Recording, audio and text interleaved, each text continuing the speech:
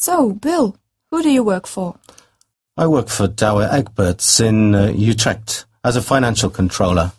My main responsibility is to set budgets, to prepare and then update them, and to explain the results for the company in general. Do you have a lot of contact with other departments to get figures? Yes, communicating with the other departments is important in my job. But the biggest challenge I have is receiving the correct data. I can then set a realistic budget. Business units have to give me figures on their sales for the next 3 years to give me a forecast.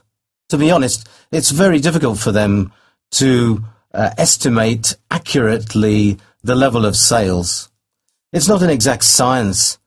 If we were ever able to see into the future, life would be a lot easier.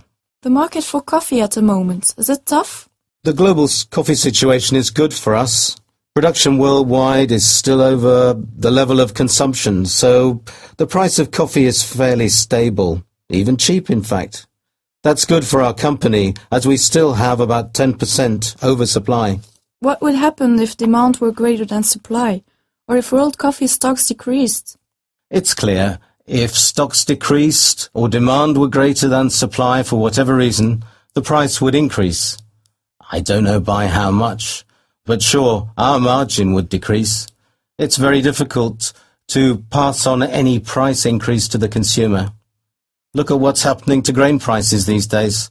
They've risen to a 10-year high.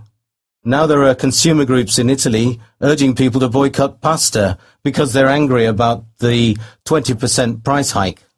Yes, I've heard about that. Harvests have been bad. What about coffee production, the coffee producers? Like grain, coffee production depends on the weather. When it's bad, it can cause damage. But that hasn't happened for 3 or 4 years now. What's new in the market is the arrival of a new producer, Vietnam. Vietnam? Really? Yes. And now they've climbed their way up to be one of the 5 biggest producers of coffee in the world. That's good news for us. It guarantees enough production. More producers means more coffee. It's good for us, but not for the coffee producers, because it won't help the price go higher.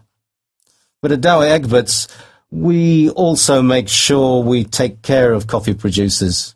It's an ethical question for companies to think about developing countries. They should do something. Does Douwe Egberts really take this ethical question seriously, or is it just lip service?